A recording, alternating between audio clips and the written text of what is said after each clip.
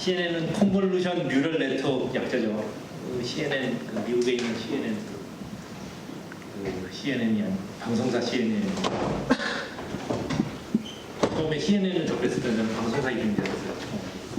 조금 늦게 이제 인공지능을 시작했는데 CNN 컨볼루션 뉴럴 네트워크이라 가지고 이미지 인식에 AI 특화된 그런 아키텍처입니다. 그래서 우리 사진을 보면은 강아지들이 이렇게 있는데 강아지들을 보면은 이 강아지를 컴퓨터는 이렇게 인식을 해요. 다 숫자로 인식합니다. 그죠? 그래서 이미지를 저렇게 얼룩말을 인식할 때 이렇게 숫자로 다 하죠. 엠베딩을 시켜서 하는데 제가 이거 그림을 넣은 거는 이런 아키텍처가 사실은 다 여러분들이 기본적으로 배우실 게 있기 때문에요. 공식이 있어요. 컨볼루션하고 렐루하고 이게 기본적인 CNN 이미지인데 이것들을 다 변형해가면서 여러 가지 이미지를 하는 아키텍처들이 나옵니다. 컨볼루션하고 렐루하고 컨볼루션하고 렐루하고 해서 계속 돌려서 그리고 플래튼하고 이거 여기서 추출해가지고 이렇게 말이냐 지브라냐 개냐 뭐 이런 식으로 하는데요. 이런 기본 아키텍처들을 소개시켜드리려고 한 거예요. 뭐 트랜스포머 GPT 해가지고 트랜스포머 하는데 그 아키텍처도 똑같아요. 요 아키텍처가 아니라 거기서는 또 먹사하고 하는 방법들이 있어요. 그 아키텍처 기본 아키텍처에서 사실 넣고 빼고 해가지고 계속 반복을 합니다.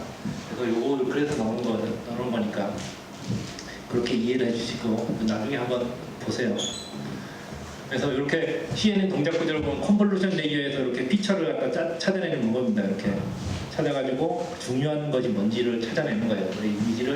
이미지를 말을 먹는데 컨볼루션 레이어가 이렇게 생겼고 그것들을 쿨링을 해서 이렇게 형태의 숫자들을 다시 재생성하면서 피처를 찾아내는 방법들입니다. 자세한 내용을 하면은 길어지기 때문에 안 하고 넘어갈게요. 그래서 풀링 레이어 통해서 이렇게 해서 또 렐루를 해가지고 또 찾아내서 풀리 커넥티드까지 와가지고 나중에 아웃풋 레이어에서 이게 강아지인지 고양인지 그리고 그 최적화된 것에서 손실함수를 찾아가지고 다시 거꾸로 역으로 피드를 보내줍니다. 네트워크로 다시 피드를 보내줘가지고 제대로 되는 놈들만 계속 학습을 강화하는 거죠.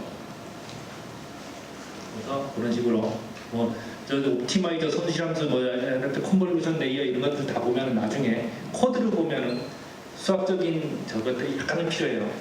근데 대충 알아도 돼. 어쨌든 수학을 공부하는 건 아니야. 대충 알아도 되니까 어쨌든 저런 그 손실함수에서 뭐를 쓰는지 이런 데 보면은 뭐 손실함수에 맥스 풀링 한다고 얘기돼 있는데 이런 것도 사실은 기존의 기타브라든가 논문을 보면은 왜 맥스 풀링을 쓰는지 에버리지 풀링을 안 쓰고 왜 맥스 풀링을 쓰는지 영상에서는 그런 것들이 사실은 기본적으로 쓰다 보면 알게 돼요.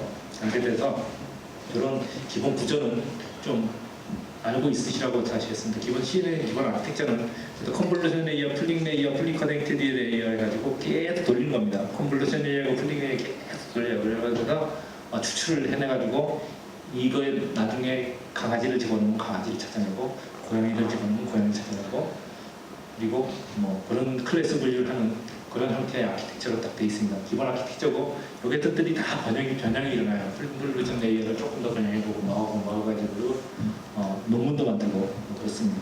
점점 그래서 자기들 것들이 좋다고 계속 논문들이 많이 나오고 컴퓨터 그래서 가장 기본이 되는 게 이제 이미지 처리 쪽에서 가장 기본이 되는 CNN이었으면 이제 컴퓨터 비전 쪽이 이제 그것들을 이용해가지고 그 기본 것들을 이용해가지고 뭐 물체 분류라든가 그러니까 대상 물체를 분류하고 탐지도 하고 물체 인식도 하고 영역 분야도 하고 이게 다 비슷해 보이지만 사실은 다 쓰이는 용도들이 달라서 이렇게 다 분류를 해놓은 거예요.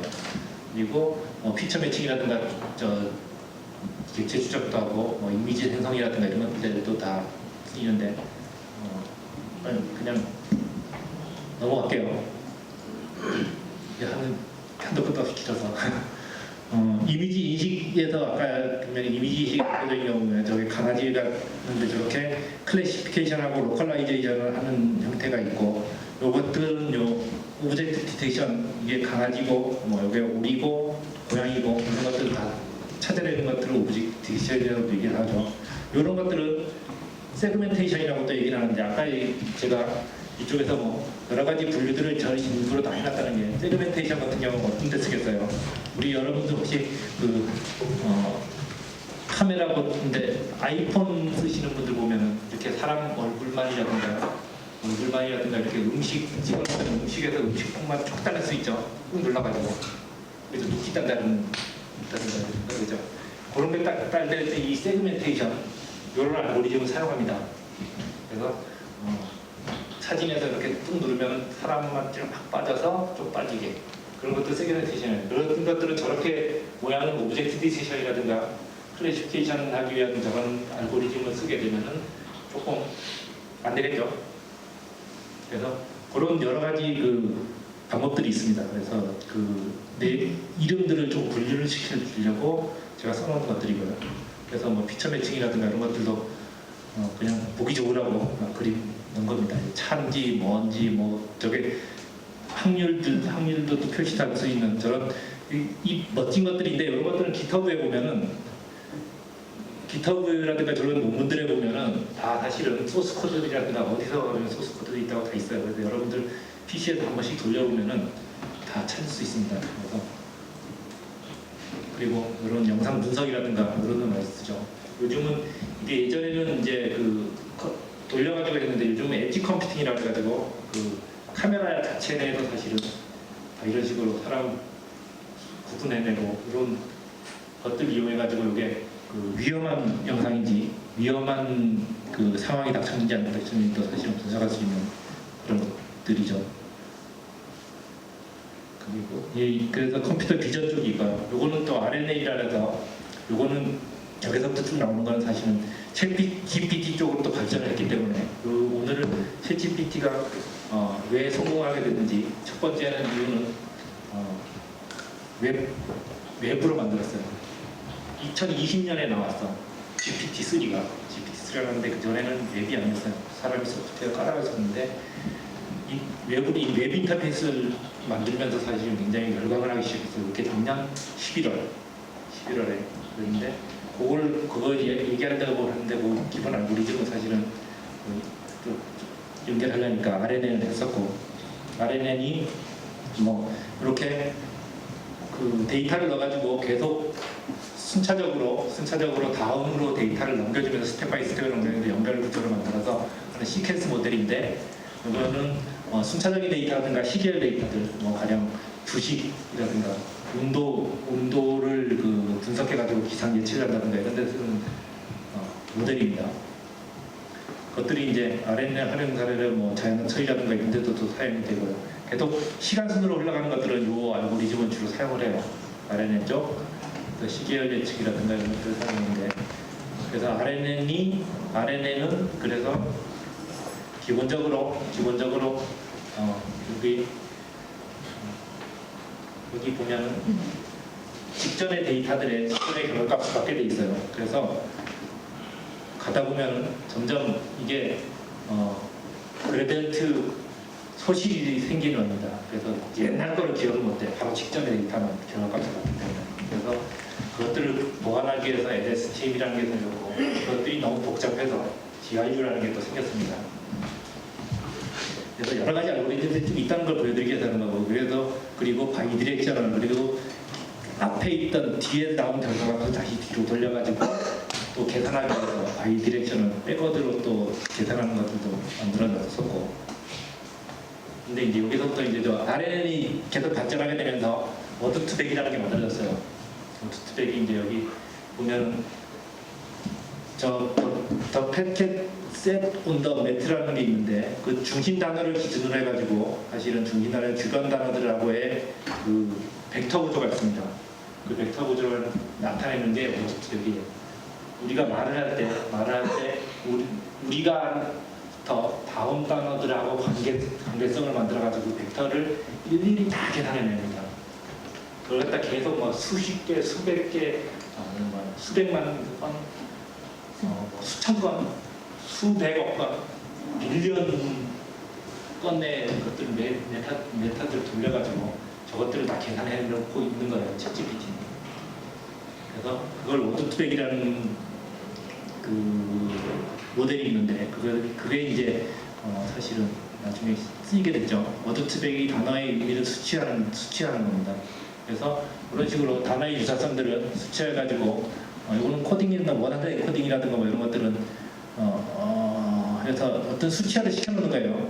더 요 문장에서 요것들이 앞에 것들이랑 어떤 벡터 구조를 가지고 있는지를 만들어 놓는 게 워드2백입니다.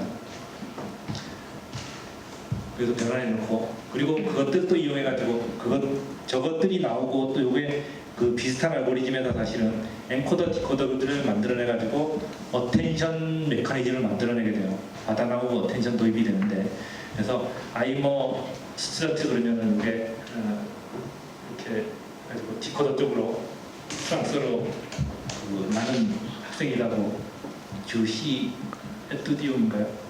그런 형태로 이렇게 번역해주는 그런 알고리즘을 쓰는 게 시퀀스 투 시퀀스입니다. 그래서 기계어 번역이라든가 챗봇에 많이 사용이 되고 있고요. 그래서 그런 알고리즘도 있는데, 결정적으로 챗GPT에 쓰게 된 것들은 저런 기술들이 다 조합이 돼가지고 어텐션 메커니즘을 만들어냈어요. 2017년에 어텐션 메커니즘이라는 논문이 나오는데, 어텐션 메커니즘을 활용해서 문장 속에 순차적인 데이터의 관계를 추적해가지고 맥락과 의미를 학습하는 신경망이라고 되어 있는데요. 트랜스포머입니다. 우리 그 영화 트랜스포머, 그 트랜스포머 아니고, 이 트랜스포머는 변환해주는 거예요. 요게 기본 구조예요. 맨머하고 뭐 스케일하고 뒤에 보면 또 나오는데, 쿼리 키 밸류 값에 의해서 그런 그 벡터들을 만들어내고, 그 벡터가 여기 그 얼마나 중요한 건지를 표시해 줍니다. 그래서 어텐션 메커니즘은 뭐 수십 가지 써놨는데 더 필요 없고, 어텐션 메커니즘은 무엇이 중요한지를 찾아내는 겁니다. 단어에서 쭉 문장이 있으면 무엇이 중요한지를, 무엇에 집중해야 되는지를, 제 문장 중에서 무엇에 집중해야 되는지를 딱 찾아내는 게 어텐션 메커니즘이라고 아시면 돼요. 그래서 그 2017년에 어텐션 이즈 올 유 니드라는 논문에서 트랜스포머가 처음 소개가 됐는데, 그 전에도 사실은 기술들은 있었어요. 근데 논문이 발표된 건 이때 됐었고, 그것들을 멀티헤드로 해가지고 다중구조로 돌리는 것들이 이때 처음 소개가 됐습니다. 그래서 이 아키텍처는 이렇게 돼 있어요. 셀프 어텐션이 뭐 있는데, 기본적으로 엔코더 쪽, 디코더 쪽이 있습니다. 이 트랜스포머를 기본적으로 가지고 있어요. 챗GPT가 가지고 있는데, 뒤에서 나오겠지만 거의 비슷한 시기에 나온 버트라는 거는 이게 인코더 쪽만 사용해가지고 그 챗봇을 만들었고, 트랜스포머는 디코더 쪽만 만들었어요. 디코더 쪽만 만들어가지고 디코더 쪽만 사용해서 챗봇을 만들었습니다. 이게 챗GPT예요. 어떤 얘기 달라지나 볼게요. 그래서 그 트랜스포머는 쿼리 키 밸류라는 세 가지 척도를 이용해가지고 단어들을 추출하고 그것들의 문맥적 관계성을 추출하는데, 볼게요. 이렇게 그날 밤에 사라는 중요한 벡터 표현을 하는데, 그날 밤에 사라는 친구를 만나기 위해 식당에 갔다 그러면 쿼리를 던지는 거예요. 쿼리를 던져가지고 이제 그냥 국문학 육하 원칙처럼 무엇을 갖다 만나기 위해, 어디서 식당에, 누가, 사라, 친구, 언제, 그날 밤에, 이런 식으로 중요한 것을 찾아내기 위해서 어텐션 메커니즘을 돌립니다. 그래서 이런 식으로 동작이 된다고 보면 돼요. 저거는 이제 뭐 수학적으로 나중에 코딩할 때 수학적으로 설명도 해야 되지만, 우선 무엇이 중요한 데를 찾아내는 게 어텐션 메커니즘이라는 거, 그리고 그것의 가장 기본이 되는 구조는 트랜스포머다. 그렇습니다. 그래서 트랜스포머 활용은 이렇게 기계 번역이라든가 기계 번역이라든가 챗봇에, 이게 구글에서 만들어졌어요. 우리 구글 번역기 돌리고 쓰죠 많이. 구글에 사실은 구글에서 트랜스포머를 처음 만들기 시작했는데, 그래서 생성형 AI를 이제 그래서 할게요. 생성형 AI를 쭉 빨리 하고 필요한 것들. 생성형 AI는 기본적으로 이미지 처리 쪽, 텍스트 쪽은 뭐 자연어 처리라고 얘기하는데 NLP라고 얘기합니다. NLP 쪽이 이제 챗GPT가 그렇고, 생성형 오디오 AI 오디오 쪽도 있고요. 근데 오디오 쪽은 여기서 사실 안 들었어요. 그래서 생성형 AI는 과거 데이터를 기반으로 해가지고 새로운 문제를 해결하는 거고, 생성형 모델 기술과 자연어 처리 기술을 이용해가지고 거대 생성형 AI를 요즘은 만들어내고 있습니다. 그래서 자연어 처리 쪽, 이미지 생성 쪽, 음악 생성 쪽, 음악 작곡 쪽, 예술 쪽, 창작 등을 다 생성형 AI에서 하고 있고요. 챗GPT가 이게 2020년에 사실은 이게 있었어요. 기가 막히게 사실을 만들어낸다고, 거짓말도 지어낸다고 했다고 얘기를 하는데, 그런 게 있었는데 작년에 사실은 챗GPT 웹 버전을 만들어내면서 3.5를 만들었죠. 그래서 기가 막히게. 그래서 생성형 AI 종류에는 이미지 처리 쪽은 겐이 있고요. 겐. 그리고 자연어 처리용 트랜스포머 보이스 모델이 가장 기본적입니다. 그리고 여러 가지 다른 것들이 있는데 전부 대부분은 겐하고 전부 사실 다 섞여 있어요. 다 섞여 있어. 그래서 조금씩 서로 막 조합해가지고 쓰는 경우가 많습니다. 그래서 생성형 AI 쪽은 1805년에 이게 논문에서 따온 건데 진짜인지 아닌지 모르겠어요. 논문에 따온 건데 1805년에 최초에 아까 얘기했던 RNN 쪽 이론들이 만들어지기 시작했다고 합니다. 그리고 1997년까지는 뭐 아까 얘기했던 LSTM이니 뭐 RNN 관련된 메커니즘들이 있었고, 그리고 2000년 1월부터는 요즘 나오고 있는 그런 GPT-4라든가 바드, 뭐 워드투백 이런 것들, 버트 이런 것들이 만들어졌습니다. 굉장히 많아요. 다 자기들끼리 좋다네요. 그리고 그래서 뭐 2014년부터 이제 뭐 앵그레인이 쭉 나와가지고, 이거는 유니모달이라고 얘기하면 CV는 아까 컴퓨터 비전 쪽 얘기했었죠. 그래서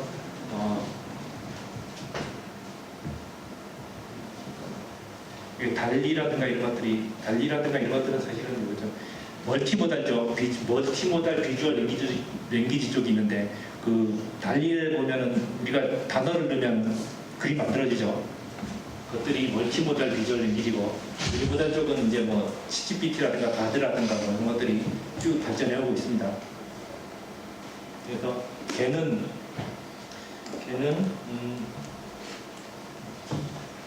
주요 네트워크 적대적인 두 신경망이 존재하면서 서로 발전시키는 방식으로 인공지능 알고리즘을 만들었죠. 이렇게 생성기하고 판별기를 이어가지고, 생성기는 계속 그림을 만들어내요. 그래서 판별기 쪽에서 계속 진짜인지 가짜인지를 만들어내는 겁니다. 뭐 작품을 계속 넣어가면서 계속 진짜하고 같은지를 계속 비교해가면서 새로운 그 이미지를 생성하는 구조로 돼 있어요. 이 겐이 가장 기본적인 거고, 그래서 여러 가지 AI 모델이 있는데 걔는 기본으로 하고, 뭐 여러 가지 엔코더, 디코더를 사용하는 오토 엔코더도 있고, 이미지 전환도 있고 그렇습니다. 그래서 걔네 용도는 뭐 여러 가지 이미지 생성, 스타일 변환, 강화, 뭐 여러 가지 있어요. 그래서 페이스북에서만 리얼라이브 프로 같은 경우는 이렇게 사람 눈 감은 것들 해가지고 눈을 뜨게 하는 그런 형태도 이미지 생성 쪽에 속하고요.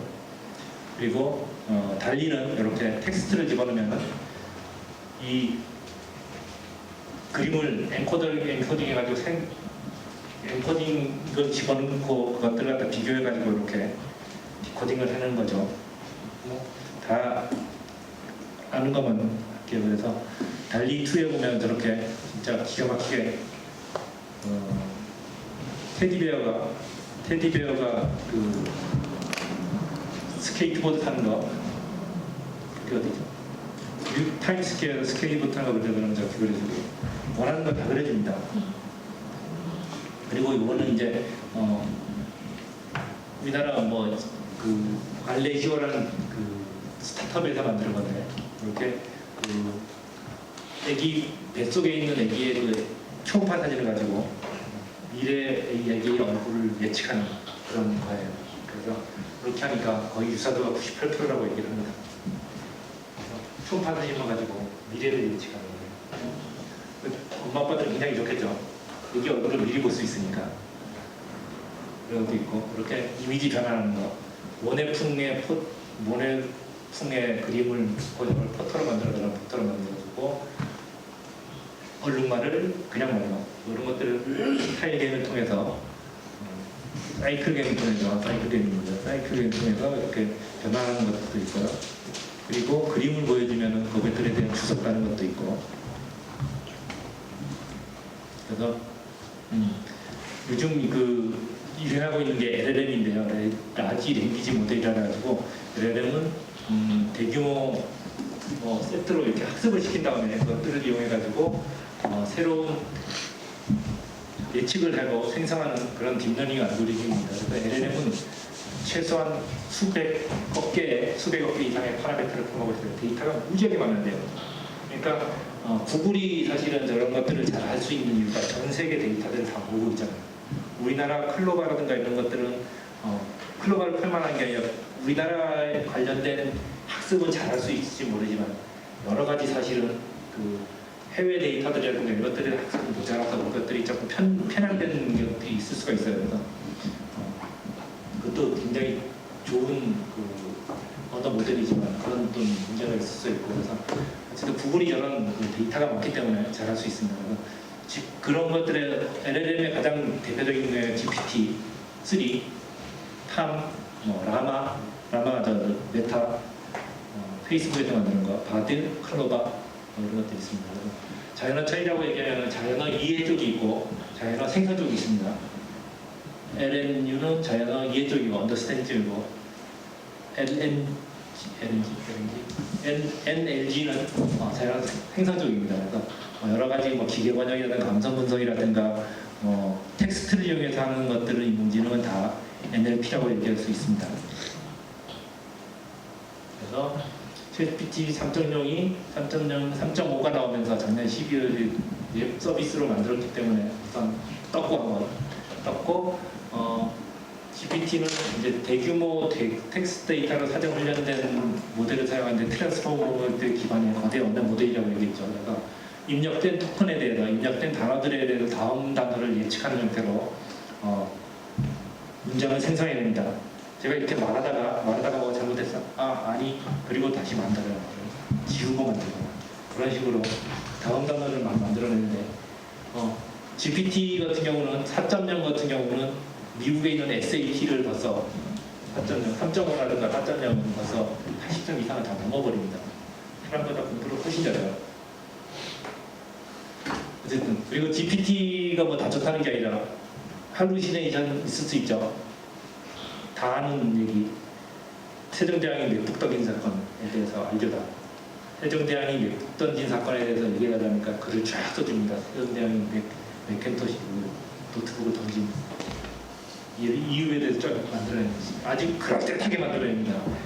육하원칙을 막 만들어가지고 우리도 단어 제보 들어온 것들이 이렇게 단어가 없잖아요. 그러면 없는 말을 중간에 넣어가지고 막 만들어주는 경우도 있더라고요.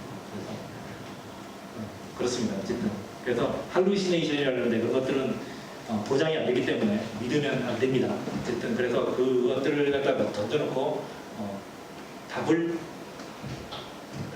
분석할 수 있는 눈은 좀 길러야 돼요. 그래서 그리고 또 탈옥이 가능해요. 탈옥이라고 얘기하면 제일브레이크인데 단이라고 있는데요. 여기 보면은 단의 대표적인 경우 인공지능과 싸우고 있냐 그러면 기본적인 데서는 싸우지 않는다고 얘기를 했지만 제일브레이크를 해가지고 이렇게 집요하게 질문하면 해줍니다. 싸울 수도 있다.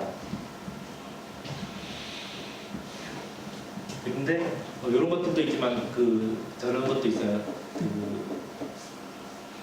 챗GPT가 네이팜탄을 만드는 네이팜탄 뭔지 알죠? 폭탄 만드는 기술도 알려졌다고 얘기를 합니다. 지금은 안 알려질 거예요. 그러니까 어떤 식으로 얘기를 들으면은 어떤 식으로 했냐면은 할머니하고 했던 얘기를 할머니하고 주고받던 얘기를 이제 쭉 하는 거예요. 주고받는 얘기를 옛날에 할머니하고 이런 얘기를 하고다 그런 옛날 추억이 생각나는데 할머니가 가끔 800개를 시켜주면서 들려주던 얘기가 있는데 그 네이팜탄 만드는 기술이 있었는데 그거를 지금 생각이 안 나니까 좀 알려달라고 해가지고 툭 뺏어서 얘기 만들고 그런 형태로 제일브레이크를 시도한 사람이 있다고 봅니다. 그래서 LLM은 이제 라지 랭귀지 모델인데 기본적으로 이때까지는 GPT-2까지는 챗 GPT가 아니라 GPT-2입니다. 제가 15억 개인가요? 파라미터가 요구가 안 될 때는 사실은 거대 랭귀지 모델이라는 거 최소한 100억 개 정도 넘어가야지 됩니다. 그래서 챗 GPT 데이터가 파라미터가 많아지고 데이터가 많아질수록 사실은 그 다음부터는 자기가 알아서 스스로 창의력을 만들어낸다고 얘기해요. 예전에 저때까지만 해도 잘 몰랐어요. 사람들이 계속 튜닝하고 열심히 했는데 1750억 개가 되니까 갑자기 얘가 막 지능이 생기기 시작했어요. 스스로 막 말도 하고 엄청난 것들을 만들어내기 시작했는데 그게 GPT-3입니다. 그리고 그것들에 웹 서비스를 붙여놓은 게, 웹 페이지를 붙여놓은 게 GPT, 챗 GPT 3.5 버전이고, 그리고 챗 GPT 4.0은 1 트릴리언 파라미터를 쓴다고 얘기를 하죠. 진짜인지 아닌지 모르겠는데. 어쨌든 그래서 이전에 버트라고 있는 게 이게 훨씬 더 사실은 좋았는데 파라미터 잡고 버트라고 좋습니다. 지금 아직도 감성 분석하는 데는 알고리즘이 굉장히 유명한 잘 사용되는 알고리즘이 있는데 어쨌든 굉장히 쓸만합니다. 그런데 완성품으로 쓸만한 게 아니라 그 안에 있는 그런 기술적인 내용들을 쓸만하고요. 그래서 버트 같은 경우는 아까 얘기했죠. 이 그 트랜스포머 구조에서 디코더를 안 쓰고 엔코더만 쓴다 그랬죠. 그래서 사람의 말을 감성 분석을 하고 질문을 이해하는 데 굉장히 중점적으로 만드는 게 버트예요. 근데 아까 GPT는 뭐라고 했죠? 디코더 블럭만 쓴다 그랬죠. 이쪽 안 써요. 요 들어온다 하고 디코더 블럭만을 이용해가지고 사실 엔코더 쪽도 조금 있습니다. 사람 질문을 받아야 돼요. 디코더 블럭만을 사용하는 건 그렇죠. 행성 작업에 굉장히 유리합니다. 이미 학습은 다 됐어요. 그 사람이 뭔 질문하지에 대한 것들은 사실은 이미 모니터 안에 메모리에 다 때려 넣었어요. 다 학습을 가지고 있어요. 아까 그 단어들에 대한 관계들까지도 다 가지고 있습니다.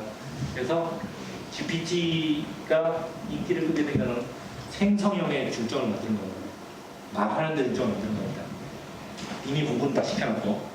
그래서 챗 GPT가 뜨게 된 이유가 디코딩 블럭을 사실은 효과적으로 이용했어요. 그리고 내부로 해가지고 효과적으로 웹페이지를 만들어줬기 때문에 사람들이 막 넘기면서 거기다가 또 자기들의 얘기를 또 올리면서 그래서 삼성이라든가 이런 데서는 그 얘기가 새나갈까봐 회사 기밀이 될까봐 못 쓰게 한다고 합니다. 근데 전혀 못 쓰는 건 아니고 사실은 일반적인 거 회사 기밀이 나가는 거라든가 이런 것들에 대해서는 철저히 배제를 하고 있고 그래서 그것들을 이제 웹페이지로 오픈하면서 굉장히 또 학습이 또 일어나요. 사람들이 어떤 질문을 많이 던지는지 어떤 것들을 많이 알고 싶어하는지에 대해서 또 학습이 일어나가지고 또 다른 데이터들을 또 생성할 수 있는 기반들을 만들어내고 있습니다. 그래서 버트 같은 경우에는 이렇게 쌍방향 엔코더로 만들어져 있고 챗 GPT는 디코더로 만들어져 있고 T2, T5랑 버트라는 여러 가지 있습니다. 그래서 이런 형태의 구조들을 가지고 있다는 것을 보여드리는 거고 그래서 GPT, 바드, 라마, 메타AI에서 만든 것들 이런 것들이 있습니다. 그래서 119페이지까지 그냥 쭉 왔습니다. 근데 방송국에 뭔 일을 한 김은 우선 이거 끝내갈게요. 여러분들 아까 계속 얘기했죠. AI라든가 이런 것들을 제대로 활용하거나 사용하거나 프로그래밍 짜거나 여러분들은 AI 소프트웨어이기 때문에 파이썬도 잘 해야 되지만 파이썬만 가지 안 돼요. 현장 도메인 지식을 알고 있어야지 AI 소프트를 제대로 만듭니다. 방송국에서 뭔 일을 하는지 방송국에서 대충 편집해가지고 나올 것 같죠. 프로그램 하나 나올 것 같죠. 그걸 하기 위해서 넷플릭스라든가 이런 데서 드라마 한 편당 20억씩 줘요. 한 편 제작하는데 20억씩 주면서 하는 이유가 그게 대충 만들지 않기 때문에 대충 만들어서 20억을 주면 누가 나도 20억 금방 벌어요. 하루아침에 버는 거예요. 근데 도메인 지식을 알아야 되기 때문에 그렇습니다. 그래서 그 편집하는 거라든가 그 안에 보면 굉장히 자세한 사람들이 아직도 밤새워가지고 며칠씩 걸려가지고 편집하는 이유가 거기에 있어요. 그래서 도메인 지식들을 알아야 됩니다.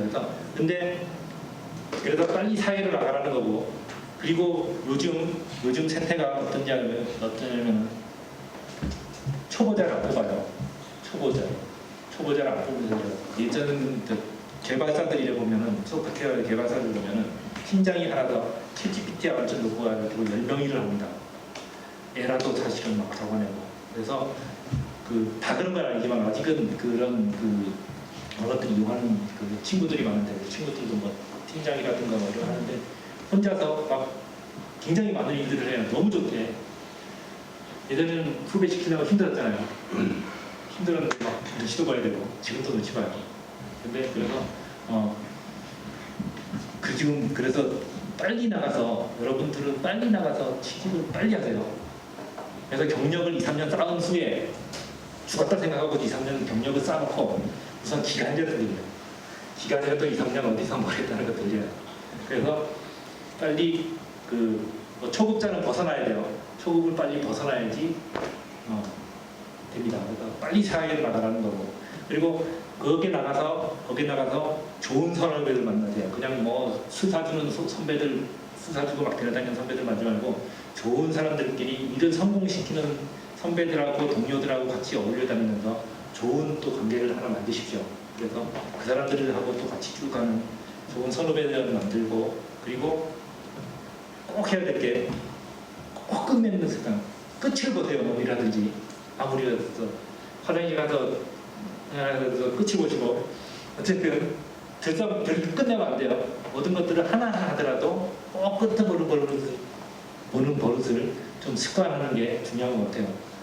그래서 뭐 길 가다가 공을 차더라도, 돌을 차더라도 제대로 차가지고 저쪽에다가 구석등에 탁 몰아넣는 그런 습관이라도 들어가면서 그런 끝내는 습관을 꼭 만드시기를 바랍니다. 그리고 아무리 뭐 초급자들 안 본다 그러지만 파이썬 좀 하고 이런 기터브들 좀 돌려보고, 기터브라든가 이런 데 소스코드를 해가지고 돌려본 사람들은 티가 나요. 어디 가든지.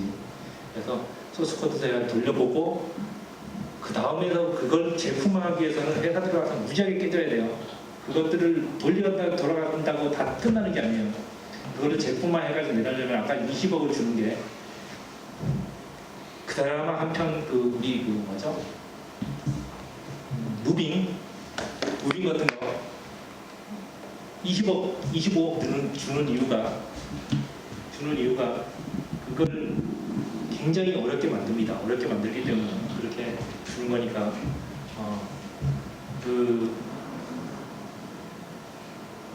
아직까지는 초급자를 안 본다고 좌절하지 마시고 꼭 들어가가지고 굉장히 디테일한 것들이 많아요. 그것들을 배우셔야지 여러분들이 AI라든가 소프트웨어과라든가 아니면 AI를 운영하는 것들을 제대로 할 수 있어요. AI 아무리 지금 우리 회사라든가 여기 강원대 여기에다가 빌 게이츠를 갖다 놔보십시오. 빌 게이츠가 여러분들을 갖다 빌 게이츠처럼 만들어줄 것 같아요. 절대 안 됩니다. 현장에 강원대에 여러분들의 해야 될 것들을 뭔지 니즈를 알고 가르쳐주는 사람이 중요한 거지. 여기 빌 게이츠 갖다 놓고 우리 회사에도 일론 머스크를 데려다 놔도 사실은 테슬라를 안 돼요. 테슬라는 저는 AI 기업으로 보거든요. 테슬라가 안 돼요. 그래서 현장마다 사실은 다 틀린 점들이 있습니다. 그래서 25억을 주는 거고 몇백억씩 주는 거예요. 영화 한 10편 만드는데 몇백억씩 주는 이유가 그렇습니다. 현장에 가서 다 배우세요. 현장에 가서 꼭 배우셔야 됩니다. 이론을 모르면 안 돼요. 그래서 학교에 다닐 때 꼭 공부하시고 어떻게든 들어가서 3년을 버티십시오. 3년을 버티셔야 돼요. 그리고 또 중요한 거, 제가 아는 친한 누가 물어보더라고요. 어디 회사를 다니다가 나오려고 하는데 회사가 아니라 사실은 어떤 공무원 쪽이에요. 공무원이 아니고 군인인데, 그래서 나오려고 이제 나오려는데, 그래서 왜 나오려냐면, 그러니까 위에 사람들이 자기 수준을 모르고 자꾸 어려운 일을 시킨대. 어려운 일을 시킨다 그러더라고요. 그래서 자기 수준에 맞춰달라는 거야. 그래서 그러면 이제 제대한다 이렇게. 그래서 옆에다 내가 그랬어요. 아니 그럼 그 사람 수준에 맞춰야지. 월급 주는 사람 그 사람이에요. 그죠? 저 겉에도 내 수준에 맞춰야지. 후배들이 내 수준에 맞춰야지. 내가 후배들 수준에 맞춰가지고 가르쳐줄 수는 없어요. 그러니까 꼭 세상은 이렇게 기울어진 운동장이에요. 기울어진 운동장이 전부 내 뜻대로 안 됩니다. 그래서 어디 가든지 차별이 다 있어. 공정하지 않은 게 공정한 거예요. 그러니까 잘하는 사람, 못하는 사람을 잘 구분지어 가지고 신상 출범하는 회사가 진짜 좋은 회사예요. 일 안 하는데 월급 많이 주는 회사 좋은 회사 아닙니다. 금방 망해요. 그러니까 조금 힘들더라도 빨리 들어가서 열심히 초급은 우선 빨리 벗어나야죠. 초짜는 빨리 뛰셔야 돼요. 그래서 파이썬이라든가 기터브 뭐 이런 것들 해가지고 보시라고. 그리고 최신 나오는 그 아도be 프리미어라든가 뭐 이런 그 영상 편집 소프트웨어라든가 이런 데서 AI 구현들이 오늘 쭉 얘기했죠. AI 구현들이 그런 되고 있다고. 그것들을 돈 주고 사서 하든지 그거 한 달에 3만 얼마라고 저도 얘기만 들었어요. 유튜브에서 얘기하더라고요. 그래서 그런 것들이 어떻게 구현되는지도 사실 기본적으로 이해를 해야 되고 그런 것들을 갖다 꼭 숙지하시고 그게 AI가 원리가 이렇게 된다. 그런 것들도 좀 숙지를 하시고 가시면은 면접 볼 때라든가 이런 좋을 거예요. 그리고 그걸 알고 있는 거하고 없는 거하고는 천 차이예요. 특히 면접 볼 때 천 차이고 기업 들어가서도 일할 때도 굉장히 천 차이니까 그런 것들 해가지고 빨리 들어가서 경력을 쌓으시기 바랍니다. 우선 3년 버티세요. 뭐 어디 좋은 직장 들어가려고 1, 2년 눕고 하잖아요. 그러면 한 3년 지나면 뭐 했어 이래요. 그러니까 빨리 어떻게든지 가가지고 2, 3년 버티세요. 그게 특히 소프트웨어학과 나오는 친구들은 그게 굉장히 중요합니다. 그리고 거기서 주워 들은 걸로 챗GPT한테 물어봐가지고 코딩하면 돼요. 알겠죠? 그러니까 그렇게 하시면 됩니다. 또 뭐 혹시 이게 끝났으니까 절대 좌절하지 마시고 Q&A 시간을 갖겠습니다. 질문 있으세요? 바로 앞에 페이지죠. 맨 앞에 그 빨리 사회로 나가십시오. 그 얘기가 대학교 졸업하면서 뭐 예를 들면 대기업 뭐 이런 데 취업하면 좋은데 그게 이제 잘 안 되니까 학교에서는 뭐 어떤 현장 체험 뭐 이런 게 이제 부족할 거고 그래서 이제 제 얘기는 대기업이 아니더라도 자기가 가고 싶은 방향의 그 현장 체험 뭐 인턴 그런 게 있어요. 그렇게 해서 이라도 조금이라도 하고 싶은 쪽에 진출하고 싶은 쪽에 현장 체험하고 뭐 이런 거를 빨리 경험을 해야.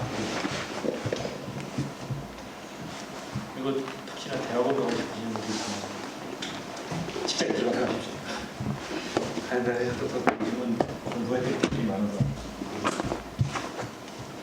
그리고 공부해야 되는 해야 되는 이유들을 선배들이 알기 때문에 대학원들을 보내줍니다. 사실 조금 힘들어서 그렇지 보내주니까 대학원 들어가고 싶은 이미 이제 대학원 들어가려고 결정한 사람들은 뭐 어쩔 수 없지만 대학원을 들어가는 사회를 다니면서 대학원을 다니면서 AI를 공부하는 게 훨씬 더 사실은 도움이 많이 될 수가 있어요.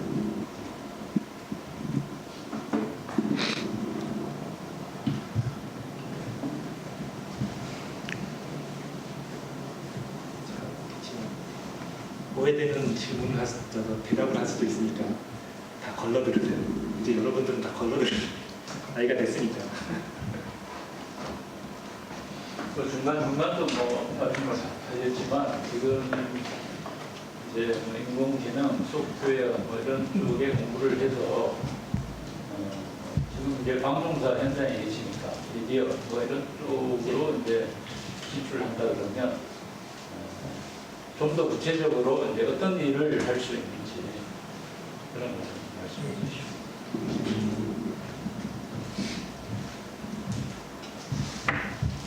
우선은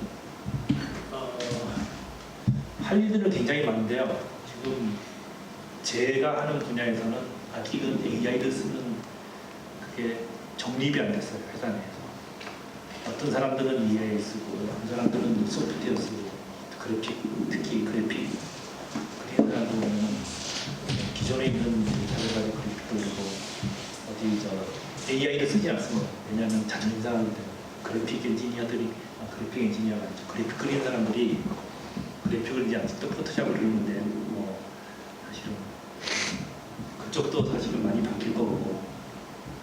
근데 그래픽 그리는 사람들 다 없어질 것 같아요. 이제 저 생성형 AI 생겨가지고 그 달이라든가 이런 생기가 다 없어질 것 같은데, 옛날에 사진기가 처음 발견됐을 때가 1800년대 후반인데, 사진기 처음 발견됐을 때 화가들 다 죽는다 그랬어요. 화가들이 없어진다 그랬어요. 근데 아직까지 안 없어졌습니다. 이게 지금 사실 어떻게 바뀔지 모르겠어요. 근데 어쨌든 그래픽 분야, 영상 편집 분야라든가 이런 것들에 대한, 그리고 특히 지금 내부적으로 저희는 아직은 그 계산이 좀 돼가지고 안 하고 있는데, 그 비디오들 들어오는 외부에서 이제 촬영이라든가 이런 것들을 해오면, 저희는 뉴스에 다니까 촬영이라든가 해오면은 그것들에 대한 그거를 CMS에 컨텐츠 매니지먼트 시스템에다, 아카이브 시스템에다 넣거든요. 있는데 사실 그거에 대한 메타데이터를 사실 자동으로 넣어주는 것들이 많아요. 좀. 그래서 그런 것들을 활용해가지고 입력하면 자동으로 되게 메타데이터를 달아주는 그런 솔루션도 계획하고 있고, 그런데 그런 것들에 대한 내용들을 알고 있으면 사실 좋겠죠. 그리고 AI를 쓰는 거는, 그리고 요즘은 리니어 TV보다는 사실 non-linear TV들이 더 좋죠. 그러니까 기존에 리니어 TV라고 얘기하면 9시에는 뉴스, 10시에는 다큐, 그리고 8시에는 드라마, 이런 식으로 시간순으로 쭉 흘러가는 그 TV들이 있었는데, 요즘은 방송사는 non-linear TV, 유튜브, SNS라든가 이런 데들을 하는 친구들을 많이 사실은 해요. 왜냐하면 TV, 16대9 TV로 보는 감정하고 모바일로 보는 감정하고 다릅니다. 화면의 그 크기도 그렇고 자막 크기도 그렇고 다 달라요.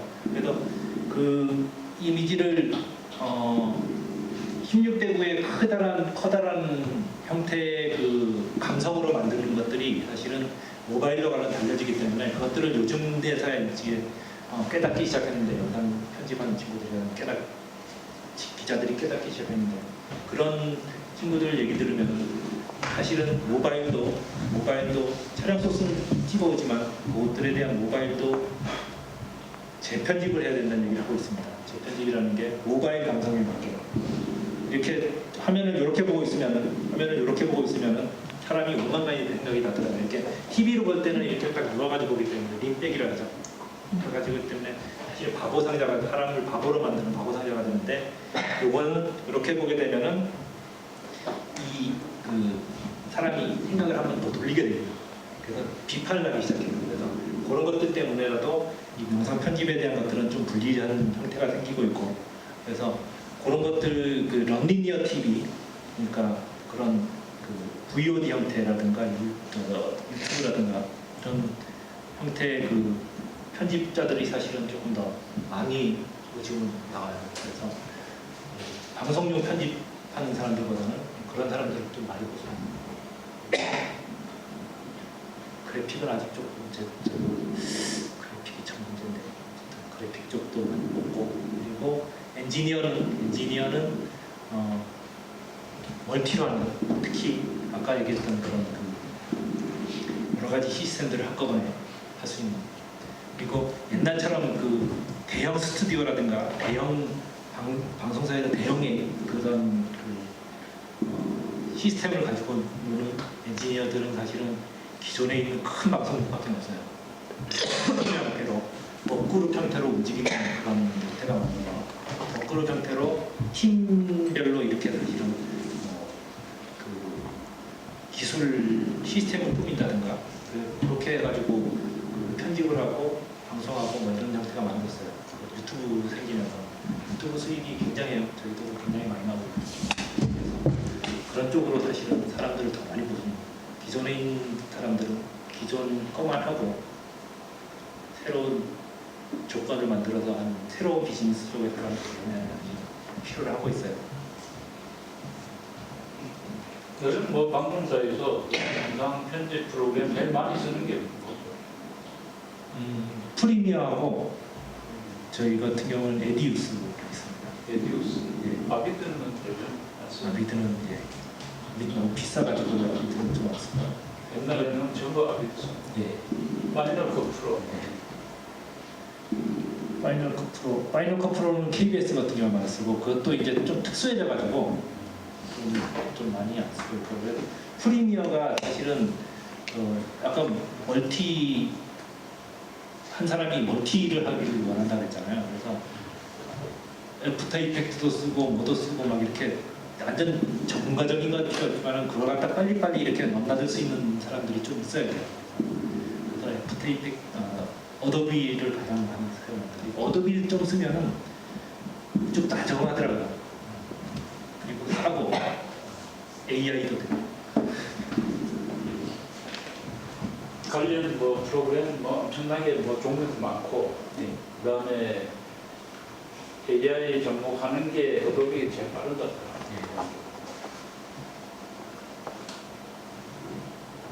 질문 있으면 질문. 방송사하고 관련되는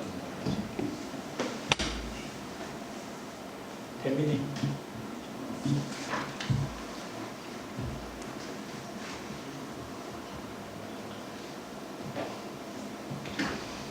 자, 질문이 없으면 강을 마치겠습니다. 오늘 뭐 아침에 일찍 서울에서 내려오셔가지고 자료도 많이 준비하시고 2시간 동안 시간을 해주시는 걸 감사드리고 박수로